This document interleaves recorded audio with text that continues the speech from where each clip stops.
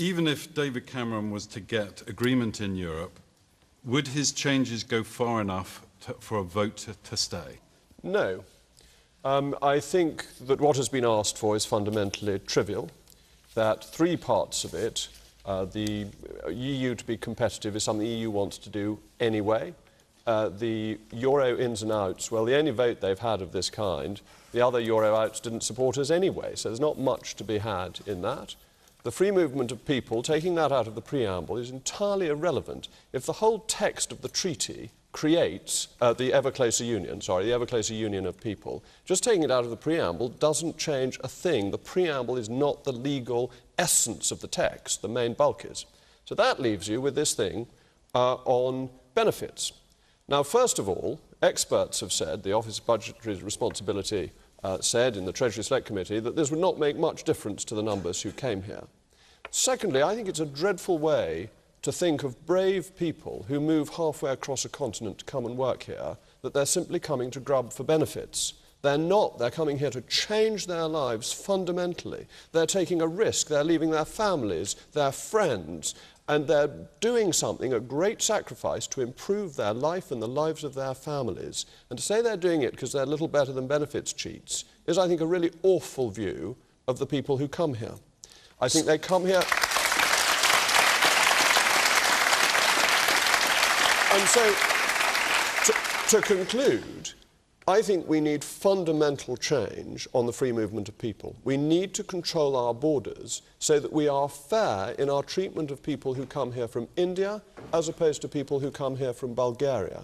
I don't see why we have this open-door policy for the EU, but incredibly strict regulations on anybody else. So I think what is being asked for is fundamentally trivial, and we need to be asking for more. And if we don't even get what we're currently asking for, the whole renegotiation is a waste of time.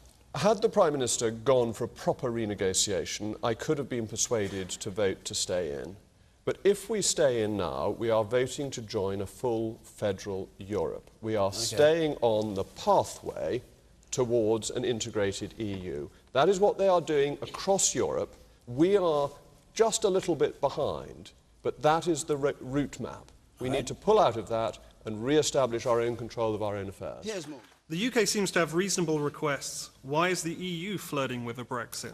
Well, I'm afraid my view is it's all a great charade, that we've asked for so little, and they're just making a fuss about one thing, so that when we get one little bit of it, everyone will say, fantastic triumph, glory for the great British leadership, hail to the chief. But it's, I think it's all an absolute stitch-up. I imagine this was agreed a long time ago. Papers, it basically comes down to, does Mrs. Merkel approve? And if the Chancellor of Germany approves, we'll get it. And a few months ago it looked as if she did. I expect that after a long session we will get most of this fiddly little thing on benefits. The other three are just not serious things to ask for. They are no change. The gentleman's absolutely right. The European Council is not flirting with Brexit. It's going to allow us to appear to have a phony victory. And I don't think the British electorate will be fooled this time in the way they were in 1975, when they were told that there had been major changes, and there hadn't been any changes at all. How many Tories will be on your side of this argument, do you think, if he does come back with what you call a phony fix? I think the numbers are growing every day. We get bigger and stronger. I think if you talk to... if you talk to fellow Conservative MPs, a lot of them are very cautious on this renegotiation. They are perhaps more dutiful than I am, and duty and loyalty are very attractive qualities, which I probably ought to have more of, to the leader of our party. But I think as we get closer to the referendum, more and more people will make their views clear. If you go to the Conservative Party in the country at large and Conservative associations, they make me look like a pro-European. So I know exactly what the Tory party is. I trust the people, as I do at general elections, that the British people in their votes get good governments again and again, and the governments that they want. And I think the mass decisions of millions of people actually are better at getting the right answers than a few of the elite. So I trust the people against the establishment. Do you think the Prime Minister is pursuing a negotiation in good faith or not? No, Mark. no, I certainly think the Prime Clearly Minister not. is acting in good faith, yes. Do you? Of course Do I you? do, yes. Because I don't think he He's is. behaving he in doesn't good want to faith. be quoted he is. saying anything No, else, I but he would say, doesn't I would mean say that that. privately. I would say that privately. I trust the Prime Minister. You say something in private you actually said in public. Absolutely, Wow. I always do. Very, I always do. I'm very unusual thing but for a I politician. believe in saying the same thing in Jacob, private and public. I don't- I've always trusted the Prime Minister. I continue to trust the Prime Minister in good faith. He is doing his best as he sees it, but I fundamentally disagree with the approach he is taking. The whole point of having independence and having control over your own affairs, whether it's that as a nation or as a region, is that you have the control and the ability to do with your resources what you feel is right. And in 2011, the coalition government, as described by the local Chamber of Commerce, committed a drive-by shooting on the oil and gas industry by hiking up taxes. There's not been a stable tax regime. We would put in place a stable tax regime and we would manage it in an But appropriate hold on, way. if you want this independence for Scotland, why do you want the United Kingdom to be ruled by Brussels? Surely there's an inconsistency. Do you think our military involvement in Syria is contributing to the radicalisation of Muslims in the UK?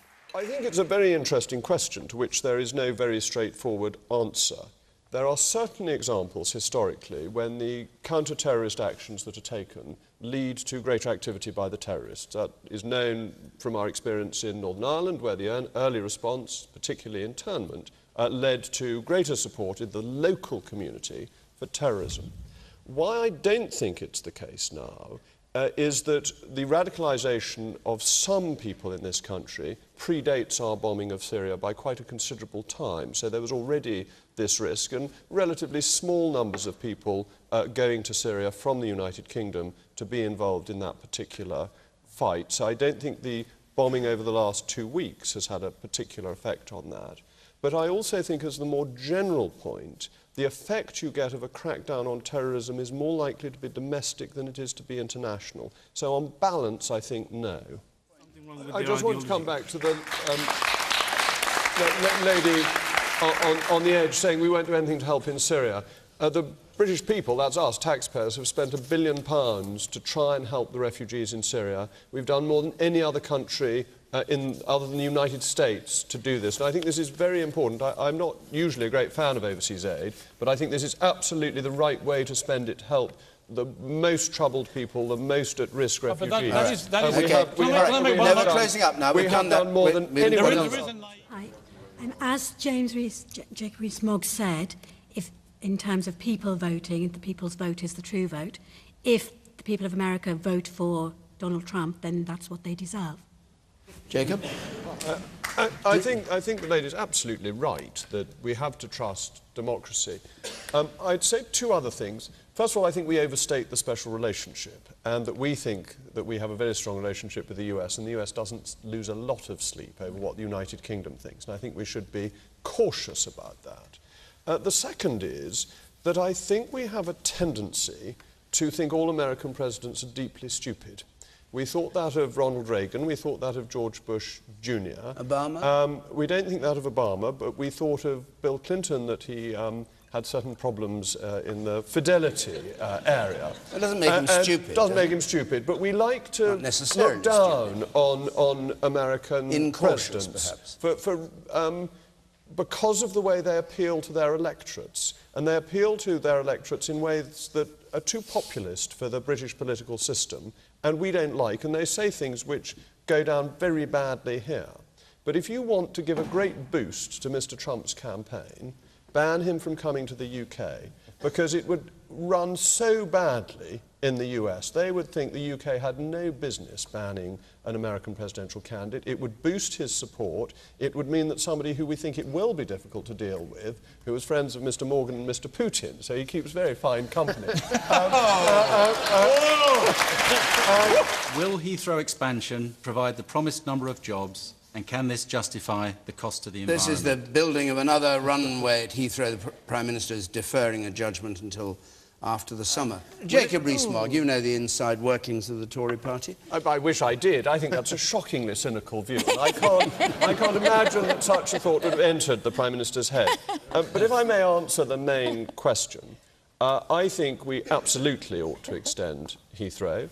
Heathrow is the most convenient London airport. I realise that in Slough this may not please everybody. I used to live not a million miles from Slough with the aeroplanes going over, and I must confess they didn't prove too bothersome then. Eton, was that? That's absolutely right. I was at...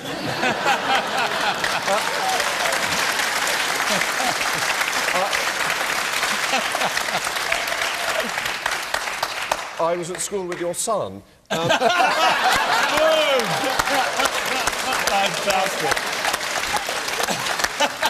But I think it's crucially important economically. That was a brilliant thing. That's the best thing I've seen him take in a long time. Let's get back to the important subject of Heathrow rather than mine, Henry Dimbleby's education. That we need a functional airport that is close to London, is well connected, allows us to compete internationally, has all the routes to China and the Far East, and every project we come up with is stopped by a particle, a bat, a badger or a newt. And we can't allow... There's always some environmental thing... A badger and a newt? Newts stop endless building projects. All over the country. We can't build roads because of a newt. We can't build a house because of a bat. Well, what about people and thinking of the needs of our economy and the British people? I want to get gangway there. This is because on of the gangway diesel. there. If we'd stuck to petrol engines, we would not have this problem. So we want to re-encourage petrol and get away from diesel. Can you run aeroplanes on petrol? No, the diesel in cars that causes the pollution of people going to the airport. That's the problem. It's not the pollution from the aeroplane.